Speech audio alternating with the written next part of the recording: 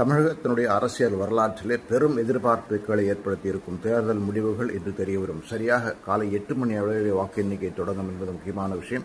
முதலிலே தபால் வாக்குகள் எண்ணப்படும். அதன் பிறகு பூத் வாரியாக வாக்கு எண்ணிக்கை மெஷின் இவிஎம் ஓட்டிங்கில் இருக்கும் வாக்குகள் எண்ணப்படும். உத்தேசமாக காலை 11 மணி முதல் முடிவுகள் வரத் தொடங்கும். மாலை 4 மணிக்குள் தெள்ள தெளிவாக யார் வெற்றி பெறுகிறார்கள் என்று தெரியவரும். பெரிய அரசியல் எதிர்பார்ப்புகள் தமிழ்நாட்டிலே. நடிகர் விஜய் முதல்வர் ஆவாரா என்று ஒரு புறம் பரபரப்பு, இன்னொரு புறம் திராவிட முன்னேற்ற கழகத்தின் தலைவர் மு.க.ஸ்டாலின் எப்பொழுதும் சொல்வது போல திராவிட மாடல் 2 ஆட்சி வருமா, அதே போல அண்ணா திராவிட முன்னேற்ற கழகம் மீண்டும் ஆட்சி அமைக்குமா, இன்னொரு ஆட்சி அமைக்கவில்லை என்றால் அதிமுகவுடைய எதிர்காலம் என்ன ஆகும் என்ற பல கேள்விகள் இருக்கும் சூழ்நிலையிலே நாடு முழுவதுமே இந்த தேர்தல்கள் எதிர்பார்ப்பை ஏற்படுத்தி இருக்கின்றன.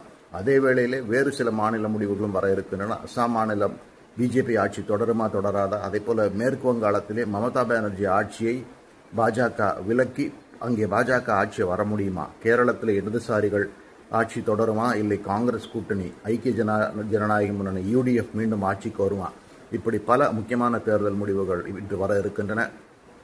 தமிழகத்தை பொறுத்தவரை திராவிட கட்சிகள் அன்றி மூன்றாவதாக ஒரு பெரிய கட்சி இங்கு வளர முடியுமா, நடிகர் விஜய் அந்த மாற்றத்தை கொண்டு வர முடியுமா, பெரிய அளவிலே விசிறிகள் அல்லது இளைஞர்கள் பெண்கள் ஆதரவு இருப்பதாக சொல்லப்படும் விஜய் இந்த தேர்தலில் எத்தனை தொகுதிகள் வெல்லுவார், அவர் 2 தொகுதிகளிலே போட்டியிடுகிறார், அதில் 2லும் வெல்லுவாரா வெல்ல மாட்டாரா, 234 சட்டப்பேரவை தொகுதிகளில் நடிகர் விஜயுடைய கட்சி போட்டி போடுகிறது, அதில் எத்தனை தொகுதிகளில் வெல்லுவார், இப்படி பல கேள்விகள் பல சர்ச்சைகள் தொடர்ந்து நடைபெற்று வந்திருக்கின்றன. நடிகர் விஜய் 25% வாக்குகளை பெறுவார் என்று கூட சொல்லப்படுகிறது. அதே வேளையிலே சிறிய கட்சிகள், குறிப்பாக நாம் தமிழர் கட்சி, மறுமலர்ச்சி திராவிட முன்னேற்ற கழகம், விடுதலை சிறுத்தைகள் கட்சி போன்ற பல சிறிய கட்சிகள் முற்றிலுமாக நடிகர் விஜயுடைய கட்சியால் அந்த வாக்கு வங்கிகள் விழுங்கப்படுமா, ஆங்கிலத்தில் கேனிபலைசேஷன் என்று சொல்வார்கள், ஒரு பெரிய கட்சி சிறிய கட்சிகளுடைய ஓட்டுகளை தின்று வளர்வது, அப்படிப்பட்ட ஒரு சூழ்நிலையை இந்த கட்சிகள் சந்திக்கின்றனவா என்ற ஒரு கேள்வியும் இருக்கிறது. மூன்றாவதாக தமிழகத்திலே ஒரு அணி இதுவரை வெற்றி பெற்றதில்லை என்பது இது கடந்த கால வரலாறு. அந்த வரலாற்றை உடைத்து ஒருவேளை விஜய் முதல்வராக வாய்ப்பு இருக்கும் என்று சொன்னால் அது நடக்குமா நடக்காதா என்பதை இன்று மாலை காட்டிக் கொடுக்கும்.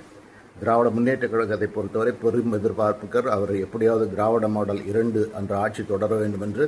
அதே வேளையிலே அண்ணா திராவிட முன்னேற்ற கழகத்தை பொறுத்தவரை இந்த தேர்தல் ஒரு மிகப்பெரிய ஒரு சவால் என்று சந்தேகம் இல்லை. இந்த தேர்தலில் வெற்றி பெற முடியவில்லை என்று சொன்னால் அதிமுக எதிர்காலம் மிகப்பெரிய ஒரு கேள்விக்குரிய என்பதிலும் சந்தேகமில்லை. அதே போல பல முக்கியமான அமைச்சர்கள் கூட தோல்வியை தழுவக்கூடும் என்று பல தகவல்கள் வந்த வண்ணம் இருக்கின்றன. இன்னும் சற்று நேரத்திலே இதற்கான முடிவுகள் தெரிந்துவிடும். காத்திருப்போம். என்ற நாளை புதிய தமிழக முதல்வர் யார் என்று உத்தேசமாக நமக்கு தெரிந்துவிடும். அதுவரை காத்திருப்போம்.